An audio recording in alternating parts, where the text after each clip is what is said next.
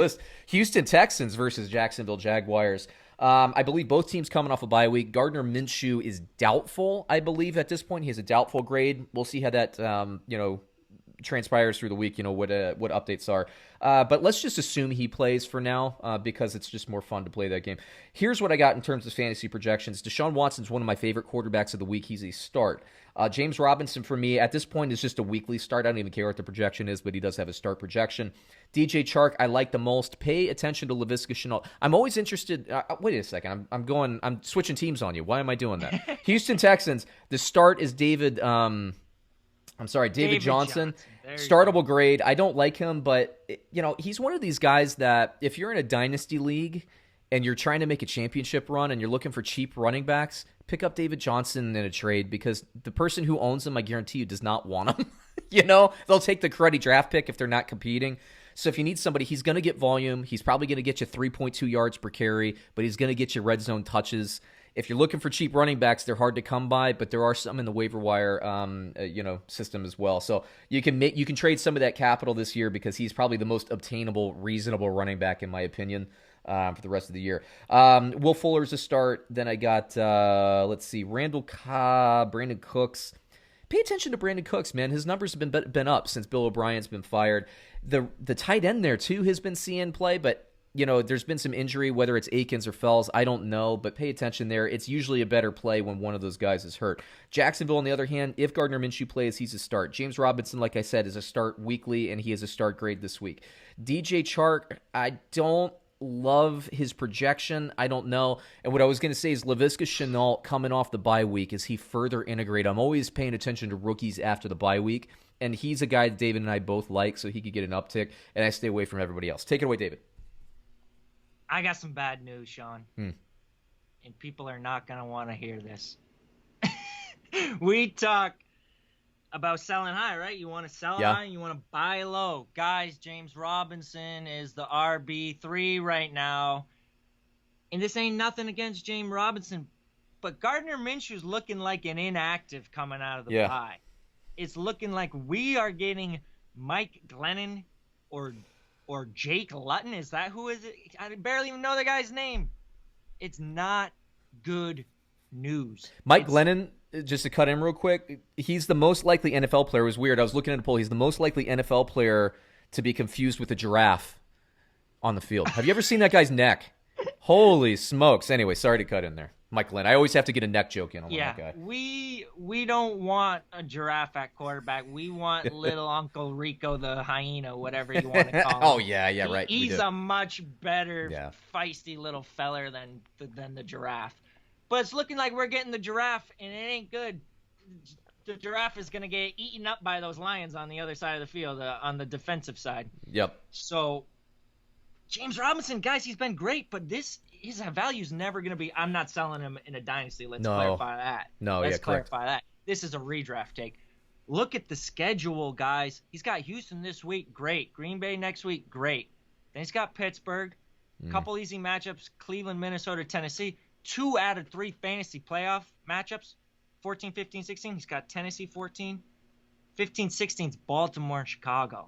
It ain't good. No. It ain't good if he's got Minshew at quarterback for those games. If he's got Giraffe Boy or Jake Luton, it's even worse news. It's not good. Go sell him for a guy like Antonio Gibson plus. If you can get Antonio Gibson in a flex, like a legit flex or a QB help or a tight end upgrade, the hype on Gibson's cool. He's in the bye. He's got the Giants, the Lions, the Bengals, the Cowboys. 2 tough matchups against the Steelers and the Niners, 13-14. But 15-16, he don't face the Ravens and the Bears. He faced the Seahawks and the Carolina Panthers. So you can make that James Robinson for Gibson swap right now. Straight up, they would do it. You can get more than straight up. You can get probably a good chunk more than straight up. This is the time to do it. Yeah. This is probably your last chance to do it. Some table pounding is due here. I'm sorry, James Robinson. Go sell him. Good points. And Houston. Do you have anything on Houston? What did you think about my if you're looking for the cheap guy, what do you think about David? And I'm talking cheap. because you shouldn't give up too much. But if you're trying to make a run this year, because I get this a lot, my email, like, what move should I make, blah, blah, blah. I think somebody emailed me this week, like, should I trade Chase Clay? It was a dynasty. Should I trade Claypool and a second-round pick for, and I forgot who the running back was, but he was kind of like a running back 2, maybe borderline running back 3. And I said, I don't know, man. In a dynasty, you have somebody who could have a DK Metcalf type effect next season. That's too much even to make a move. And I said, look, whoever has David Johnson doesn't want him. It doesn't want him. I mean, what do you trade in a dynasty for David Johnson? Like, what do you trade, David? I don't know. A 7th-round pick? I mean, if I had David Johnson and I wasn't competing for a playoff spot, I would trade him for anything. For anything. I trade him for a defense. Like, I don't care, man. Get him off my roster because he's not going to have any value next year. But to make a move this year, reasonable. But what do you think about that argument? I don't think it's a bad argument, especially if you're talking about at the correct price. But I want to play the devil's advocate because you listen to you. You say you sell him for anything. Most people would sell him for anything. So don't go overpaying for the guy. I probably would not. I agree. I would probably not give a 2021 2 for David Johnson. No, I wouldn't. But if you can do a third and like some sort of lesser player on, I don't know, maybe if you're that desperate and you don't trust Raheem Mostert's health, you see if you can trade Mostert for Johnson in a pick. You can get Johnson in a third. I mean, maybe. But again, I'm not advocating to go out and buy David Johnson unless he can be had for a cheap. Exactly. And he's just the one running back that will produce in volume because of volume that I just don't think anybody really wants to have for next year. Nobody's excited about him. So let's talk about cheap production though real quick, because I got another point to hammer home with another Houston Texan who's in the same boat. Nobody wants him. They give him away for free. In redraft, he's a free agent in over 50% of leagues, over I believe 70% of leagues. And this is not a 10 or 12 team ad. This is a deeper league. Maybe you got deep benches. Randall Cobb, he's forgotten coming off the bye. He's got 10-plus fantasy points in 5 out of 7 games. Double digits in 5 out of 7. One of those 2 out of 7 that he didn't was week 1. Was first game with the team. Right. And especially since O'Brien's been fired, he's been more integrated. 6-plus receptions in 2 of the past 3, including 8 for 95 against Green Bay in the last game before they went into the bye.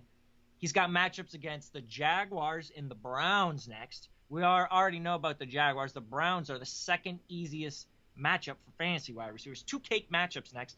And most importantly, there have been multiple trade rumors swirling around both Will Fuller and Brandon Cooks. I've seen multiple articles saying that they are available. They are probably open to letting them go if they can recoup some of that draft pick compensation that Bill O'Brien gratuitously just threw away down the drain. Yep. So Randall Cobb right now, he's been a 10-plus guy basically 80% of the time. You can plug him in if you have like 2-3 flexes in the league. Right. You can plug him. He can be that kind of glue guy who nobody wants, but he's actually giving you some production. So think about Randall Cobb if he's available in a deeper league. Let me hit you with the line here, David. We got Houston, according to Bovada, -6.5 versus Jacksonville. -6.5 coming off a bye against Giraffe Boy? I'm going to put some money on that one too, probably. Yeah, I agree. I like Houston. Houston's look, man. They had a brutal start to the season. I still don't think they're a bad team at all. In spite of what their record is, coming off the bye against a backup quarterback there, I agree with you. Houston will take that one. Next game on